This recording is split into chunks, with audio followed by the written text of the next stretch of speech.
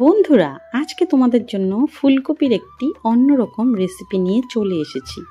দেখতে তো খুবই সিম্পল এবং সাধারণ রেসিপি, কিন্তু খেতে কিন্তু অসাধারণ। বন্ধুরা, এভাবে করে যদি তোমরা একবার ফুলকপি রান্না করে খাও, তোমরা এই ফুলকপি রেসিপির প্রেমে পড়ে যাবে। আমি কথা দিচ্ছি বন্ধুরা, অনেকই টেস্টি একটা রেসিপি, মানে তোমরা একবার বানালে বারে বারে বানাতে চাইবে।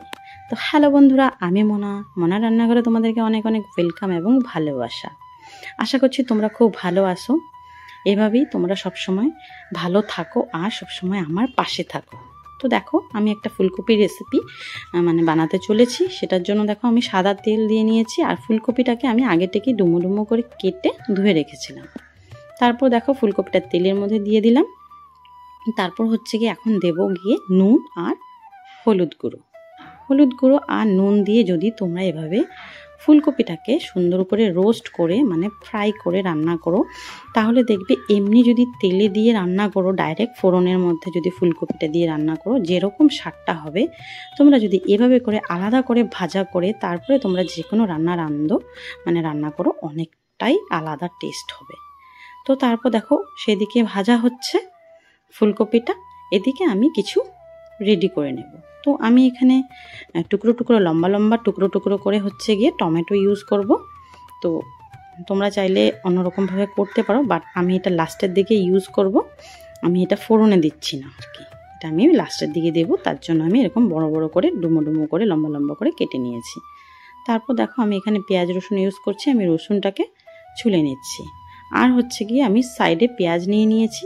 পেঁয়াজটাকে এখন আমি লম্বা করে স্লাইস করে নেব। এই দেখো, এভাবে করে লম্বা করে স্লাইস করে নেব। আমি এইভাবে করে ইউজ করছি বন্ধুরা। তো খুব ঝিরিঝিরি করার দরকার নেই এখানে। তারপর দেখো, কাঁচা লঙ্কা নিয়ে নিয়েছি, কাঁচা লঙ্কা লাল কাঁচা লঙ্কা নিয়ে নিয়েছি। তো এইগুলো আমি তেলেতে ইউজ করব, তার জন্য এভাবে বড় বড় করে কেটে নিয়েছি। তারপর দেখো, একটা মশলা বানিয়ে নেব। এখানে আমি একটা বাটির মধ্যে 1 চামচ পরিমাণ হলুদের গুঁড়ো দিয়ে দিলাম, 1 চামচ পরিমাণ কাশ্মীরি লঙ্কার গুঁড়ো, 1 চামচ পরিমাণ এখানে নুন নিয়ে নিলাম, 1 চামচ পরিমাণ আমি এখানে মিট মশলা নিয়ে নিলাম, আর 1 চামচ পরিমাণ এখানে আমি সবজি মশলা নিয়ে নিলাম, আর আমি 1/2 চামচ পরিমাণ গোলমরিচের গুঁড়ো।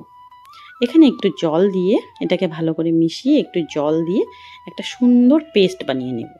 এইভাবে করে যদি বন্ধুরা তোমরা যে কোনো গুঁড়ো মশলা পেস্ট বানিয়ে নিয়ে রান্না করো, দেখবে এমনিতে গুঁড়োটা ইউজ করলে যেরকম হবে তরকারির টেক্সচারটা, কিন্তু যদি তোমরা এভাবে করে বানিয়ে নাও তাহলে সম্পূর্ণই আলাদা হবে। তারপর দেখো, লাস্টে আমি 1 চামচের মতো কাসুরি মেথি দিয়ে মিক্স করে নিলাম। তার আমাদের সম্পূর্ণ মশলাটা তৈরি হয়ে গেল। আমরা আরেকটা মশলা বানিয়ে রেখেছি, তোমাদেরকে দেওয়ার সময় বলছি। দেখো, ফুলকপিটা কিন্তু ভাজা হয়ে যাচ্ছে। তো এখন আমি ফুলকপিটা ভাজা করে আমি এটাকে তুলে নেব। তুলে একটা প্লেটে সাইড করে রেখে দেব। রেখে ওই তেলেতেই আবার বাকি রান্নাটা করব। দেখো, তেল একটু রয়ে গেছে। এখানে আমি এখন ফোড়নে দিয়ে দিচ্ছি গোটা জিরে ফোড়নে দিয়ে ফোড়নটাকে একটু ভাজা করে নেব। তো বন্ধুরা, আমার এই ভিডিওটা যদি তোমাদের ভালো লেগে থাকে, অবশ্যই লাইক করতে ভুলো না। চ্যানেলে নতুন হয়ে থাকলে চ্যানেলটা সাবস্ক্রাইব করার অনুরোধ রইল। ভিডিওটা ভালো লাগলে একটা সুন্দর কমেন্ট করতে কিন্তু ভুলো না। পারলে একটু তোমাদের বন্ধুদের সাথে শেয়ার করে দিও। আর ফেসবুক পেজ থেকে দেখে থাকলে প্লিজ ফলো করে দিও। আর দেখো, এখন তোমাদের সাথে কথা বলতে বলতে আমি গোটা রসুন আর পেঁয়াজ কুচিটা ফোড়নে দিয়ে দিলাম। দিয়ে দেখো, সুন্দর করে লাল করে ভাজা করে নিয়েছি। দেখতেই পাচ্ছ কালারটা চেঞ্জ হয়ে গেছে। এখন আমি এখানে একটা মশলা বানিয়ে রেখেছিলাম। এখানে আছে গোটা জিরে, গোটা ধনে, আদা, রসুন, পেঁয়াজ, কাঁচা লঙ্কা দিয়ে একটা পেস্ট করে রেখেছিলাম। এই পেস্টটা আমি তোমাদেরকে পেস্ট বানানোটা তোমাদের সাথে শেয়ার করলাম না, তোমাদেরকে বলে দিলাম, তোমরা এখান থেকে বুঝে নিতে পারবে। তারপর দেখো, এই মশলাটা আমি দিয়ে দিলাম। দিয়ে হচ্ছে কি এখন খুব ভালো করে বাটিটা ধুয়ে জল দিয়ে ভালো করে এটাকে কষাতে হবে যতক্ষণ না পর্যন্ত তেল ছাড়ছে। খুব সুন্দর তেল ছেড়ে আসলেই তখনই কিন্তু বোঝা যাবে যে মশলা কষানো হয়ে গেছে। দেখো, অনেকটা তেল ছেড়ে এসেছে। তো এখন গিয়ে হচ্ছে আমাদের যে আমরা বাটির মধ্যে মশলাটা করে রেখেছিলাম এটা দিয়ে দিলাম। দিয়ে আবার এখন ভালো করে কষাতে হবে। একটা আমাদের দিতে হবে, দিয়ে ধাপে ধাপে আমাদের সুন্দর করে কষাতে হবে। তাহলে কিন্তু যে কোনো রান্না বন্ধুরা অনেক সুস্বাদু হয় খেতে। কি বলবো, রান্নার টেস্টটা সম্পূর্ণই আলাদা হয়ে যায়। তো দেখো, এটাও কষাতে কষাতে তেল ছেড়ে দিয়েছে। এখন আমরা দিয়ে দেব হচ্ছে গিয়ে, দেখো কি দিচ্ছি, এখন আমরা দেব স্লাইস করে রেখেছিলাম যে টমেটোটা বড় বড় করে, এটা দিয়ে দেব। এটা এখন এই জন্যই দিচ্ছি। আর কাঁচা লঙ্কা এখানে কয়েকটা মানে চিড়ে রেখেছিলাম, মানে দেখতে সুন্দর লাগার জন্য ওটা দিয়ে দিলাম। এটা এখনে দেওয়ার কারণ হচ্ছে গিয়ে যদি আমরা আগে ইউজ করতাম টমেটোটা একদম গলে যেত। তো আমাদের মেন উদ্দেশ্য হচ্ছে আমরা টমেটোটাকে একদম গলাবো না আর কি, একটু একটু থাকবে। তো দেখো এখন একসাথে মশলার সাথে খুব ভালো করে মিশিয়ে নিচ্ছি। মিশিয়ে নিয়ে একটু ভাজা ভাজা হয়ে গেলে আর একটু তেল রিলিজ হয়ে আসলে আমরা ভেজে যে রেখেছিলাম ফুলকপিটা ওটা আমরা দিয়ে দেব। তো দেখো খুব সুন্দর করে কষিয়ে নিচ্ছি। তো আবারও বলে রাখি বন্ধুরা, তোমাদের যদি ভিডিওটা ভালো লাগে অবশ্যই একটা লাইক করো কিন্তু। আর তোমরা কোন জায়গা থেকে আমার ভিডিওটা দেখছো অবশ্যই মেনশন করতে ভুলো না, তাহলে বন্ধুরা আমি জানতে পারবো যে আমার ভিডিওগুলো কত দূর অবধি যাচ্ছে। তো দেখো আমি এখন ফুলকপিটাকে দিয়ে দিলাম, ভেজে রাখা ফুলকপিটা। তো এখন মশলার সাথে খুব ভালো করে কষিয়ে নেব, মানে মিশিয়ে নেব যেন প্রতিটা ফুলকপির মধ্যে মশলাগুলো ঢুকে যেতে পারে, তাহলে তো ফুলকপিটা খেতে টেস্ট লাগবে।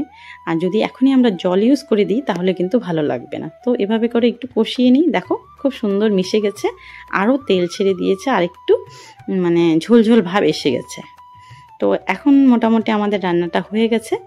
এখন আমি এটার মধ্যে কিন্তু জল ইউজ করে দেবো, যতটুক তোমাদের মানে তোমরা যেই পরিমাণে ঝোল রাখতে চাও সেই পরিমাণে জল ইউজ করবে। আমি আমার পরিমাণ মতো দিয়ে নিয়েছি। দিয়ে দেখো ভালো করে মিশিয়ে নেব। মিশিয়ে নিয়ে আমি এখন এখানে এটাকে ফুটতে দেব। তো বন্ধুরা দেখবে সবসময় কিন্তু একরকম রান্না ভালো লাগে না, আমাদের কিন্তু একটু আলাদা আলাদা টাইপের রান্না করাটা মানে জরুরি। কেননা এক টাইপের রান্না খেতে কিন্তু ভালো লাগে না। কিছুদিন যদি তোমরা এই রেসিপিটা খাও দেখবে এটাও ভালো লাগবে না যদি রেগুলার খেতে থাকো। তো সবসময় আমিও চেষ্টা করি তোমাদেরকে একটু আলাদা রকমের মানে কোনো রেসিপি শেয়ার করার জন্য। একই টাইপের এই ফুলকপি আলুর ঝোল কিন্তু ভালো লাগে না। তো দেখো আমি একটু আলাদা টাইপের করেছি। এখন আমি এখানে দিয়ে দিলাম শাহি গরম মশলা। তোমরা যদি এটা ইউজ না করো তোমরা ঘরে বেটেও ইউজ করতে পারো, কোনো প্রবলেম নেই। আমার কাছে শাহি গরম মশলা ছিল তাই আমি দিয়েছি। এখন আরেকটা জিনিস দেব, এটা না দিলে কিন্তু হবেই না। শীতকালে যেহেতু ফুলকপির সাথে কিন্তু ধনেপাতা বেরিয়ে যায়, তো যে কোনো রান্নাতে কিন্তু ধনেপাতাটা না দিলে ভালো লাগে না। তো আমি বেশি করে ধনেপাতা দিয়ে দিলাম, দিয়ে দেখো ভালো করে মিশিয়ে নিলাম। তো আমাদের রান্না কিন্তু অলমোস্ট ডান। এখন আমরা কিন্তু এটাকে খেতে পারবো, মানে আমাদের খাওয়ার জন্য রেডি। তো বন্ধুরা বলো কেমন হয়েছে রেসিপিটা, ভালো লাগলো কি? অবশ্যই কিন্তু একবার ট্রাই করতে ভুলো না। আমি তোমাদের সাথে যতগুলো রেসিপি শেয়ার করি একটু আলাদা টাইপের রেসিপি শেয়ার করি। আর তোমরা যদি অবশ্যই একবার ট্রাই করো, বানিয়ে খাও, তাহলে কিন্তু বুঝতে পারবে যে সত্যি এটার মধ্যে কিছু তো আছে। তো বন্ধুরা আর কি বলবো, তোমাদের সাথে সব দেখিয়ে দিলাম। তোমরা অবশ্যই একবার ট্রাই করো। আজকের জন্য এ পর্যন্তই। তোমরা ভালো থেকো, সুস্থ থেকো, বাই।